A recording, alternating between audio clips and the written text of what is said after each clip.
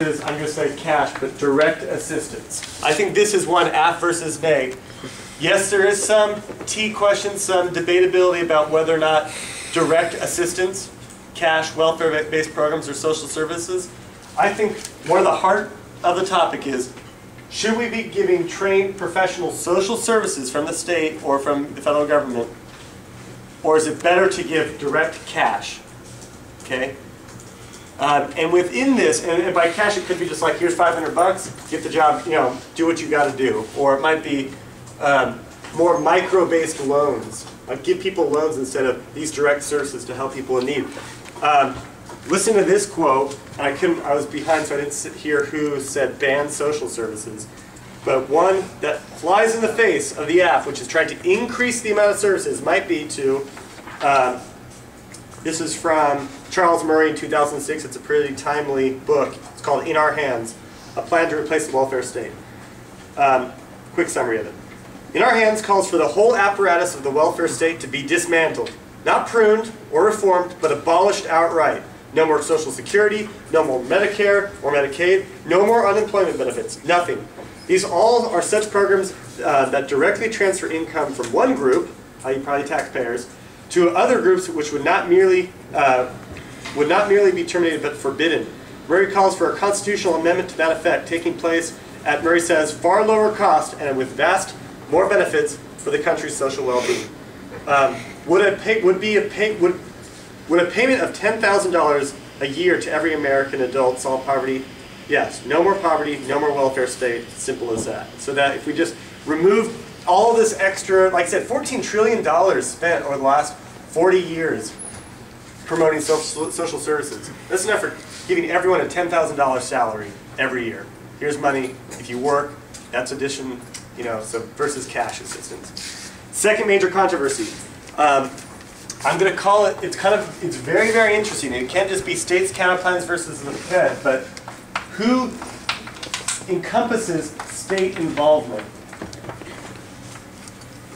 This is kind of unique. If you're a block grant team or giving one of those assistance, you might actually be reading those cards that say states are more in tune with their local population. States are more effective at delivering social services because you've read an app that says federal government should fund it. And normal means, for some of you debated for a while, you may know that normal means can sometimes be a very important concept. Normal means is often states doing the program, the social service. So even though the federal government must substantially increase those social services, the AF may be claiming some state involvement, or even a lot of state involvement. So it's kind of who falls in on that side, and obviously the state counterplan will be huge. The most popular AFs will be those ones that start to carve out those federal key, areas that only the federal government could do, or at least have a pretty good warrant as to why they need to be able to do it. And then finally, I'm going to call this conditions of poverty. One of the hardest things to wrap your head around, but is so important for critical thinkers, is to have a theory of the topic of poverty. Critique teams do this all the time, right? If I'm a Marxist or capitalism K debater, I have this whole theory that economics determines everything. So if you don't change the economic situation, forget about it. You can tinker around in the system, but you haven't changed economics. You don't change power relations, forget about it. What causes poverty? Real quick, I want to hear someone who's just like, I know what causes poverty. There's no wrong answer here, just theories. Unemployment. Unemployment causes poverty. Lack of education. Lack of education. Capitalism. Okay, sure, capitalism causes poverty. Lack of material wealth. Lack of material wealth, sure. Any other ones? Social stigma. Okay, so there's a social stigma. Maybe if you're mentally ill, high likelihood of lack of education. Who wants to, someone who hasn't picked one, of all those that you just heard, which one do you think is the #1 cause of poverty? Capitalism. Lack of education. Lack of education. Lack of education. So, if this, and this is what I mean by getting into this debate, let me make sure we got enough. Not enough education. Family makeup is one that I didn't hear, but maybe someone was sitting on. Predominantly, if you come from a single family, single parent, higher propensity to be living in poverty, you have the vicious cycle that if you're born into poverty, the likelihood that you work your way up, pull yourself up by your own bootstraps, not going to happen. Like I said, not enough jobs. If education is the #1 reason why people are living in poverty, what are food stamps going to do? Get more food, but does that solve poverty? Your theory is that the conditions that create poverty are lack of education. So if you're the negative, you can be like, look, the thing that causes poverty is lack of education. You simply giving people more food doesn't solve poverty. Versus an app that says, we have to increase Head Start programs or educational assistance services. That's what solves the root of poverty. Okay, before we get to the LeBron James impersonation, I want to make sure you all know where you're supposed to be after lunch, which is again at Crossroads. Regents Lab, you're meeting in Wheeler, building 224, I believe. It's definitely the Wheeler building. Houston Carroll Shackelford Lab, Wheeler 202. Wheeler 202, we're all going to the Wheeler building. My lab, Wheeler 225.